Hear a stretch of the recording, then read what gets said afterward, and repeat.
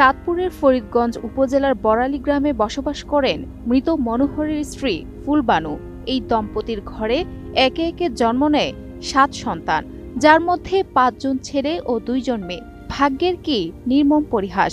সুস্থ সবল সন্তান জন্ম নেওয়ার পর প্রত্যেক সন্তানদের যখন 10 থেকে 12 বছর বয়স হয় তখন আক্রান্ত হয় অজানা রোগে। ওই অসুখে শারীরিক প্রতিবন্ধী হয় একে একে 6 সন্তান। পরিবারের মধ্যে সুস্থ আছেন ফুলবানু ও তার এক মেয়ে মিশু আক্তার। স্বামী জীবিত থাকা অবস্থায় কোনো রকম টেনে টুনে চলছিল সংসার। বর্তমানে পরিবারে কর্মক্ষম কেউ না থাকায় সন্তানদের মুখে খাবার তুলে দিতে হিমশিম খাচ্ছেন তিনি। তার কোনো কিছুর অভাবে হইতো না, তো হাসুর আল্লাহ তো সব দিকে দিয়ে আল্লাহ তারা দিয়েছিল, উত্তর দিয়েছে। অত কোয়াল মন্দর স্বামী আর গেলাম কি আমার আজ তখন বাতার কাট করে যায় না, বসকে বাতার কাট করে যায় না। আমি একটু অসুখে খাইতাম না, অসুখে হই তাই।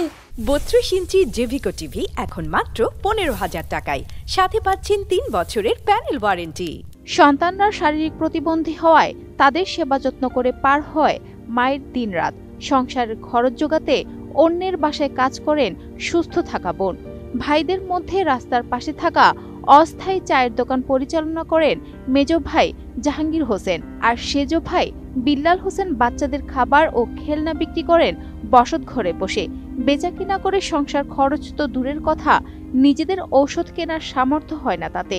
চলাচলের জন্য একটি করে হুইল চেয়ার ও দোকান পরিচালনায় কিছু নগদ অর্থ সহায়তা সরকার ও বিত্তবানদের কাছে প্রত্যাশা তাদের। ছোটকালে ছোট লাইনের বালাফল ছেলেপেলের মতন আমরা দৌড়াদৌড়ি করি, আঁটা করি, মাদ্রাসাত স্কুলে গেছি। এখন আমাকে জ্বর ওই অসুখ ওই আমাকে হাত পা হুলি যায়। তারপর এখন আমাকে হাত পা বল পাই না, হাতের পা বল পাই না, হেরে বিয়ে হয়ে যায়। তারপর আমরা চামেচ দিয়ে ভাত খাই। কেন তো আমরা হাঁটাছাটা করতে পারি না, আরো শোল দুর্বল যেতে আছে সামনের দিকে। কেমনি আমরা যা নামাজ করতে আমার নামাজ করতে পারি না, উঠা বসা করতে পারি না। মসজিদ মাদ্রাসা পড়ালেখা করছে আমাকে ভালোই আসলাম, কিন্তু আমরা পরিবারের ভিতরে 7 জন, 6 ভাই, 5 ভাই, 1 বোন প্রতিবন্ধী। 1 বোন ভালো আছে, কিন্তু আমাদের বাবা নাই। বাবা বুঝলাম মারা গেছে, আজকে 2 বছর হয়ে গেছে। আমাদের সংসারটা খুব আমরা অভাবে আছি। জায়গা জমিনও নাই, থাকেন দেন বুঝেননি। আর জন যা থাকি না হাইতে চলতে খাইতে কষ্ট, তখন তেমন কষ্ট, চালটা কিনতে কষ্ট। প্রতি মাসে 900 টাকা সরকারি ভাতা পাচ্ছেন ভাই বোন সবাই। তাদের মা ফুলবানুকেও ভাতার আওতায় আনা হচ্ছে বলে জানান জেলা সমাজসেবা কর্তৃপক্ষ। আর আয়বর্ধক কর্মসূচিতে তাদের সক্ষমতা যাচাই করে নেওয়া হবে স্বাবলম্বী করার উদ্যোগ। তো আমরা সমাজসেবা অধিদপ্তর তাদেরকে 6 জনকেই আমরা প্রতিবন্ধী কার্যক্রমের যে ভাতা কার্যক্রমটি আছে তার আওতায় আমরা তাদেরকে ভাতা দিয়েছি। এখন তাদের মধ্যে দেখতে হবে যে কারো কোনো আয়বর্ধক কর্মসূচিতে সম্পৃক্ত করার ব্যবস্থা আছে কিনা, এটা সম্ভাব্যতা যাচাই করব। সম্ভাব্যতা যাচাই করে আমরা তাদেরকে আয়বর্ধক কর্মসূচিতে সম্পৃক্ত করব।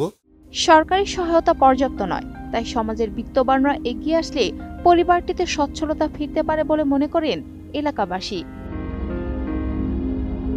Desk report, ATN news.